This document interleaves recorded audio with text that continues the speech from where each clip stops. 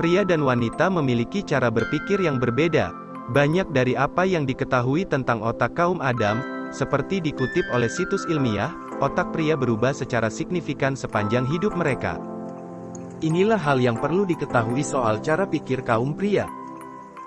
Yang pertama, pria akan merasa nyaman dalam pernikahan. Studi ini menemukan bahwa pria seperti itu dan istri mereka relatif lebih mungkin untuk menikah dengan bahagia. Sayangnya, H.C. Wellem, peneliti utama di Karolinska Institute di Swedia, mengatakan bahwa hubungan tersebut sangat lemah sehingga kami tidak dapat memanfaatkannya untuk menemukan mitra potensial. Yang kedua, berlomba jadi bos.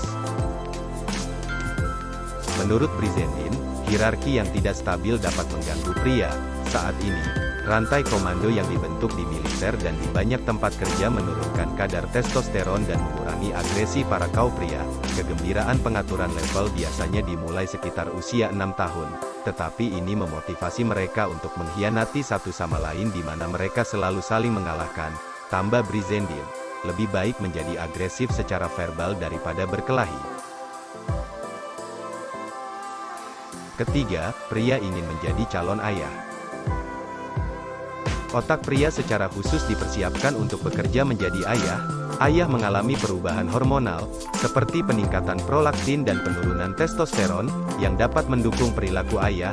Feromon atau aroma tubuh wanita hamil dapat mencapai pasangannya sehingga mendorong perubahan-perubahan tersebut, kata Brizendine, yang tidak ikut dalam penelitian. Bahkan sebelum masa kehamilan pasangan, feromon lelaki menyebabkan neuron ibu bekerja dengan baik dalam otak kaum wanita. Demikian temuan 2008 dalam penelitian yang terbit dalam jurnal Hormones and Behavior. Keempat, kematangan otak kaum pria. Menurut Mehta, dalam kontinum evolusi, laki-laki harus bersaing untuk status dan kawin ketika muda, dan menekankan ikatan dan kerjasama sebagai orang dewasa. Pria tampaknya setuju. Banyak studi psikologis menunjukkan bahwa menjadi pahlawan tunggal kurang menarik bagi pria yang lebih tua, yang malah tertarik untuk meningkatkan hubungan dan komunitas, kata Brizendine. Perubahan itu kemungkinan terbantu oleh penurunan alamiah testosteron secara perlahan seiring dengan bertambahnya usia pria. Kelima, candaan seorang ayah kepada anak. Cara bermain yang khas seorang ayah dengan anaknya, dapat membantu anak-anak belajar dengan lebih baik, sedikit lebih kasar, lebih spontan, lebih menggoda. Anak juga lebih percaya diri dan mempersiapkan mereka untuk menghadapi dunia nyata. Demikian menurut beberapa penelitian.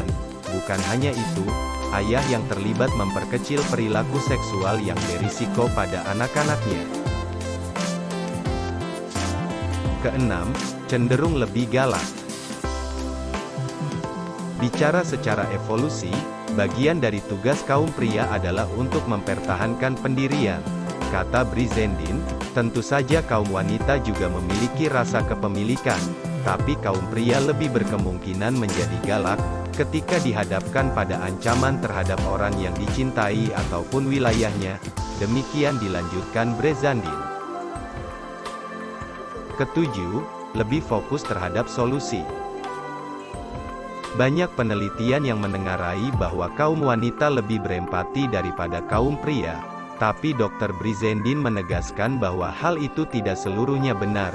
Sistem empati dalam otak pria memberi tanggapan ketika ada orang sedang stres atau menyatakan ada masalah. Tapi wilayah otak untuk mencari perbaikan segera mengambil alih.